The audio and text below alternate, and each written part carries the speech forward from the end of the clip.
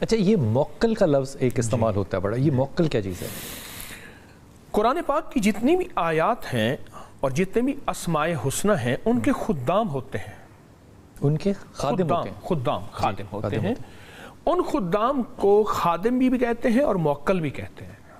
یہ کس حیث میں ہوتے ہیں، کس صورت میں ہوتے ہیں؟ یہ ہوائی شکل میں، بعض اوقات انسانی شکل میں، بعض اوقات کسی اور چیز کی شکل میں۔ یہ جنات نہیں ہوتے؟ جنات ہوتے ہیں۔ یہ جنات ہوتے ہیں، تو ان کو موکل کیوں کہتے ہیں پھر؟ مختلف، دیکھیے آپ جنات کو شیاطین بھی تو جنات ہیں جی، آپ ان کو شیطان بھی کہتے ہیں، آپ ان کو موکل بھی کہتے ہیں، لیکن جو خبیث اور رذیل ہوتے ہیں ان کو شیطان کہتے ہیں، جو نیک اور شریف ہوتے ہیں ان کو جنات کہتے ہیں اور ان کو موکل کہتے ہیں۔ اچھا موکل آپ کے کام کر سکتے ہیں یا خبر لا کر دے سکتے ہیں؟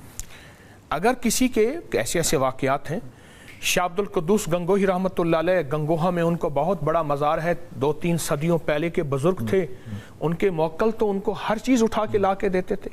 اچھا زندہ مثال قرآن پاک کی دیکھیں، حضرت سلیمان علیہ السلام کے تخت میں آصف بن برخیہ وہ ہستی تھے جنہوں نے ایک پل کے اندر بلقیس کا سارا تخت، سارا نظام، اس کا مطلب کام کر سکتے ہیں 100%۔ کس طرح کے کام؟ مثلا دیکھیے اپلیکیشن کہیں دی ہوئی ہے مثال کے طور پہ، وہ ریجیکٹ ہوئی ہوئی یا سلیکٹ ہو جائے، دیکھیے یا کوئی سب سے پہلے تو یہ ہے کہ موکل کام کرنے والے دور چلے نہیں گئے، یعنی وہ افراد ہی چلے گئے۔ اب مجھ جیسے صرف دعویٰ کرنے والے ہیں کہ ہمارے پاس موکل ہیں۔ میرا دعویٰ یہ ہے کہ قرآن پاک کی آیت کے موکل ہیں، میرے پاس موکل نہیں ہے۔ ٹھیک، ہر قرآن کی آیت کے موکل، جسے میں خادم کہوں گا، جی وہ موجود ہیں۔ اور بعض اوقات ایسا ہوتا ہے کہ اللہ پاک کا نظام ہے، وہ خوش ہو کے جنات، میں نے پہلے بھی درخواست کی ہے کہ جنات خوش ہو کے اس بندے سے دوستی کر لیتے ہیں۔ اس کو لفظ کہتے ہیں کہ موکل تابع ہے۔ ٹھیک، وہ تابع نہیں ہوتا، وہ دوست ہوتا ہے۔ دوست ہونا اچھا ہے، غلام بنانا اچھا نہیں۔ غائب کی خبر لا کے موکل دے دیتے ہیں؟ ایسی چیزیں جو ہماری نظروں میں نہیں، مثلا غائب کی خبر یہ ہے کہ اس وقت دیوار کے پیچھے کون سی چیز پڑی ہے، جی کون سی چیز ہے، یا ایک قافلہ آ رہا ہے، انہوں نے دور جا کے دیکھ لیا، ان کی رفتار جنات کی، اللہ نے ان کو مختلف شکلیں دی ہیں تو وہ لا کے دے دیتے ہیں، تو اس کو ہم غائب کی خبر کہیں گے۔ باقی غائب کا علم تو اللہ کے پاس ہے، اس چیز کو ہم غائب کہیں گے۔ یہ جب آپ کو خبر دیتے ہیں، موکل جو ہوتا ہے، یہ آپ کو خبر دیتا ہے تو کان میں آ کے بولتا ہے اور آپ کی زبان میں بولتا ہے، کیا کرتا ہے؟ کیسے پتہ ہے؟ سب سے پہلے تو میں عرض کروں کہ موکل میرے تابع نہیں ہے، پہلے اپنی بات عرض کروں۔ جو واقعات میں نے آپ کو عرض کیے ہیں، دیکھے، پڑھے، سنے، جو میری گزشتہ 40 سالہ زندگی کے طالب علمی کے تجربات ہیں، آج تک طالب علم ہوں، یہ سامنے بھی آ جاتے ہیں، یہ مختلف شکلوں میں آتے ہیں، یہ دل میں خیال ڈالتے ہیں، یہ کانوں میں آواز دیتے ہیں۔ آواز دیتے ہیں ہر زبان میں؟ جس کی جو زبان ہوگی اسی میں۔ اچھا، اب موکلات کی دنیا میں میں ایک چیز عرض کروں۔ شیخ الحدیث مولانا زکریا رحمۃ اللہ علیہ نے اپنی فضائل اعمال کتاب، جو ہر دوسرے بندے کے پاس ہے، فضائل اعمال، اس میں لکھا ہے ایک کلی تھا، وہ نیک شریف آدمی تھا، لوگوں کا سامان اپنے خچر پہ لاتا لے جاتا تھا۔ ایک اپاہج آدمی ملا، شیخ الحدیث نے فضائل اعمال میں لکھا ہے، اس نے کہا مجھے بھی بٹھا لے، فلاں راستے تک چھوڑ دینا، پیسے دے دوں گا۔ اس نے اس کو اپاہج کو اٹھایا، بٹھایا، آگے آگے ویران راستہ آ گیا۔ واقعہ مختصر، تو اپاہج ٹھیک ٹھاک تھا، اترا، خنجر نکالا اور کہا میں تجھے قتل کروں گا۔ اس نے کہا تیرا مطلوب مال ہے، مال لے لے۔ انہوں نے کہا نہیں، میرا اصول ہے، یہ دیکھیں لاشیں ساری پڑی ہوئی ہیں، میں پہلے بندہ قتل کرتا ہوں پھر مال لیتا ہوں، پھر مار۔ اس نے کہا مجھے 2 نفل پڑھنے دے۔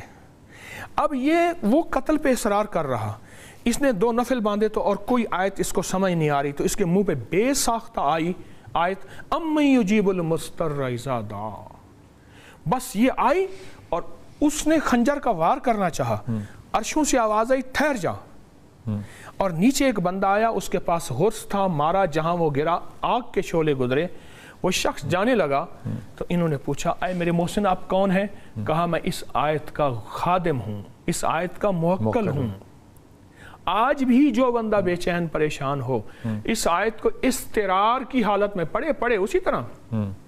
ہم عموماً دعائیں بلال صاحب پڑھتے ہیں، مانگتے نہیں ہیں، ہم دعائیں پڑھتے ہیں۔ یہ آیت تو مانگ کے دیکھ، اسی اضطرار میں کہ خنجر والا سامنے ہے، کھوپڑیاں سامنے پڑی ہیں، اور یہ اَمَّن یُجِیبُ الْمُضْطَرَّ اِذَا دَعَا یہ پڑھ رہا ہے، اللہ کی مدد واقعی اسی طرح نقد آتی ہے۔ کیا بات ہے۔ اچھا ایک آخری سوال ہے حکیم صاحب، ڈیفنس کے اندر ایک فیز 3 کے اندر گھر ہے، بڑا مشہور ہے، کئی سالوں سے 20-25 سالوں سے 30 سالوں سے میں اس کو دیکھ رہا ہوں، وہاں پہ کہتے ہیں کہ جنات کی رہائش ہے، وہاں پہ کوئی بھی جاتا ہے اگر کرائے پہ یا خریدتا ہے تو وہ مر جاتا ہے، یہ سنا ہے، مجھے نہیں پتا، لیکن وہاں بچے جو ہیں وہ قرآن پاک پڑھنے کے لیے جمعرات کو یا پیر کو جاتے ہیں۔ اگر کسی جگہ پہ جنات کا ڈیرا ہو تو وہاں پہ جانے کے لیے کیا اقدام کرنا چاہیے؟ میں نے آپ کی خدمت میں عرض کیا، سب سے پہلے تو یہ تشخیص ہو کہ کیا وہ جنات صالح ہیں، ان کی شکایات کیا ہیں۔ اچھا وہ جنات ایسے بھی ہیں جن کو لوگوں نے ستایا، پریشان کیا، ان کے مطابق اعمال نبوی مسنون اعمال کیے جائیں۔ میں ایک دعا بتاتا ہوں۔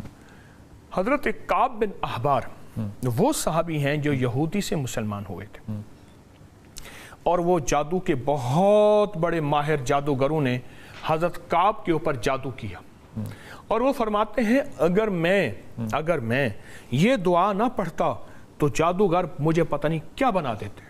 کیا بات ہے۔ انہوں نے ایک جانور کا نام لیا، صحابی ہیں، میں نہیں لے سکتا، میری زبان کی طاقت نہیں ہے اپنے بارے میں، وہ دعا بتاتا ہوں، اور میں نے جادو کی انتہا، جنات کی انتہا، میرے پاس ایک واقعہ آیا کہ چارپائیاں الٹ دیتے ہیں، جگہ جگہ خون ہے، کپڑے کاٹ دیتے ہیں، صندوق میں کپڑوں کو آگ لگ جاتی ہے۔ میرے پاس ایک واقعہ بے بہا ہے، ایک بتاتا ہوں۔ میں نے ان سے کہا کہ سارے گھر والے بیٹھ کے دعائے کعب پڑھیں۔ صحیح۔ اعوذ بوجہ اللہ العظیم الذی لیس شیء اعظم منہ بکلمات اللہ التامۃ التی لا یجاوزہن بر ولا فاجر وباسماء اللہ الحسنی ما علمت منہ وما لم اعلم من شر ما خلق وزرع وبرا۔ تھوڑی سی بڑی دعا ہے، نیٹ پہ تلاش کریں، دعائے کعب لکھیں، یہ آ جائے گی۔ اگر یہ مسلسل پڑھیں، اس دعا کے اندر کوئی طاقت نہیں ٹھہر سکتی۔ حکیم صاحب بہت شکریہ، بڑی تعلیم دی آپ نے، اور بڑے لوگوں کو آپ نے رہنمائی دی، اور بڑے لوگوں کو طب کے جو مشورے آپ دیتے ہیں، اللہ تعالیٰ آپ کو جزائے خیر دے۔ اپنی دعا میں یاد رکھیے گا، اللہ آپ کو آسانیاں دے اور آسانیاں بانٹنے والوں میں سے رکھے۔